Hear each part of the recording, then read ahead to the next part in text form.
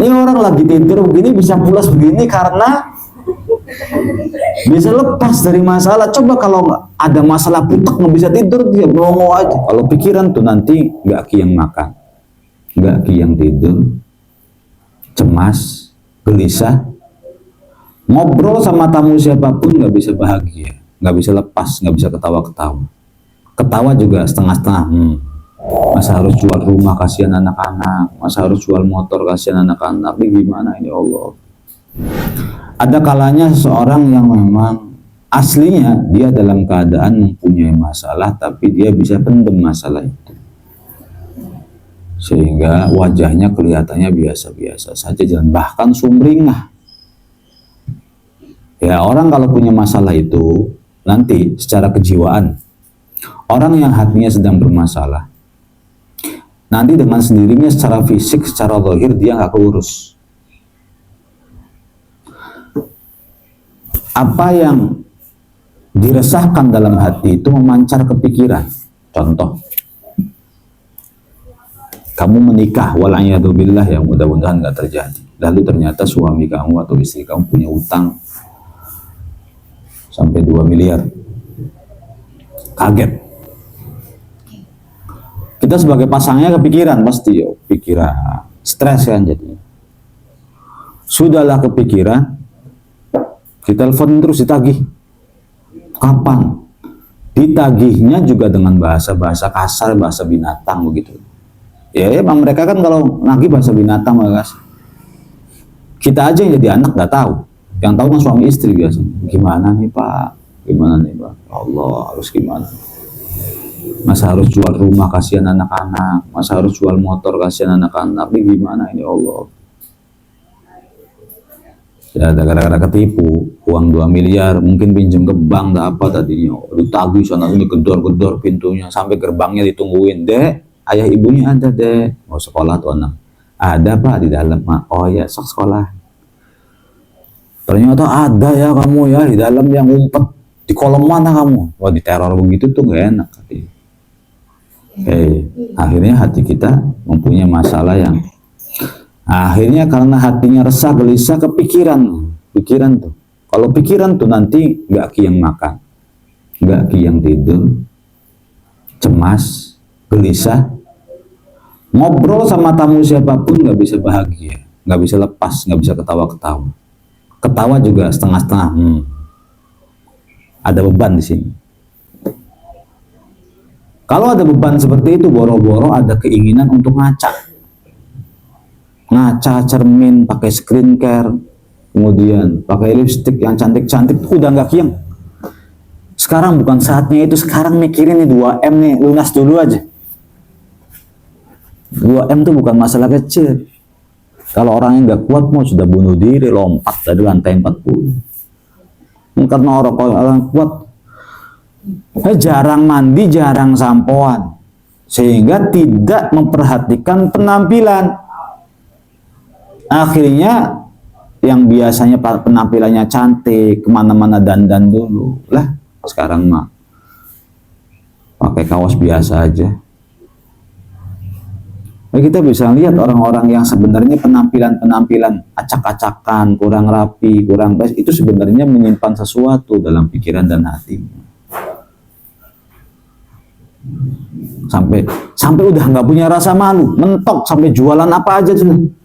Jualan gorengan, keliling, pakai sepeda, nggak ngegubris omongannya temen, tetangga, apa yang penting saya punya uang. Suami saya nganggur terus, kerjaannya main game terus. Ayah saya nggak ada, ibu saya nggak ada, saya saingan dengan kakak saya saingan dengan ibu saya, adik saya. Lalu sekarang, ketika saya nggak bisa bayar kontrakan, bahkan saya kredit motor ditagih-tagih terus misalnya. Ya sudah, akhirnya masalah terjadi dalam hati. Atau pasangan kita misalnya serong sama, nggak sakit hati gimana ya, sakit hati banget. Pasangan kita serong misalnya, pacaran lagi di luar sana, ini deblak kita sudah. Sehingga karena pikirannya itu nggak benar, bukan nggak benar ya, anggap nggak benar tuh maksudnya karena pikirannya konslet, hatinya konslet, akhirnya penampilan ikut konslet. Kamu yang masih bisa beli skincare, berarti yang masih pakai lipstick, masih bisa ketawa-ketawa, itu artinya tidak berada dalam ranah dan lahan masalah, belum ngerasain masalah.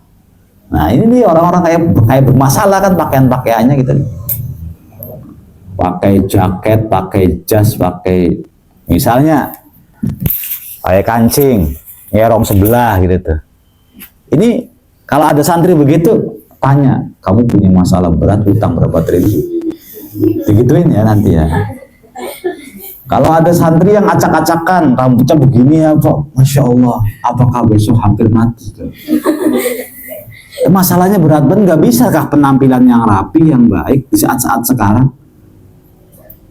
Ini orang lagi tidur begini, bisa pulas begini karena bisa lepas dari masalah. Coba kalau ada masalah putek nggak bisa tidur, dia melongo aja.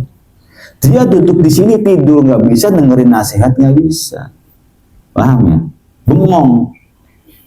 Sekarang pengajiannya fardunya wudhu ada 6. Dia merhatikan terus. Paham nggak? Paham.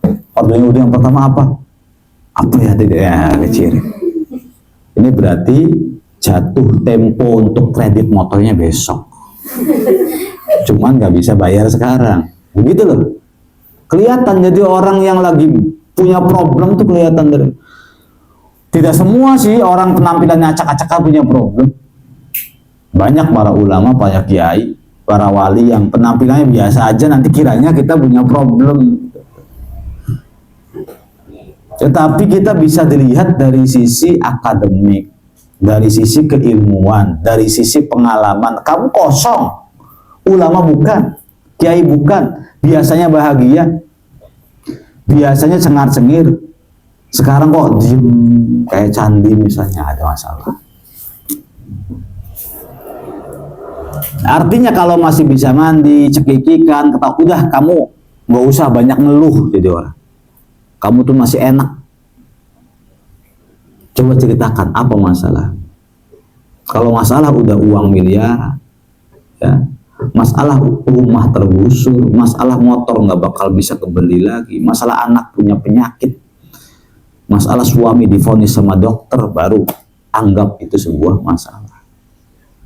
Tapi kalau persoalan sosial mah jangan ditanggepin, tetangga ngomong, orang ngomong, apa ngomong.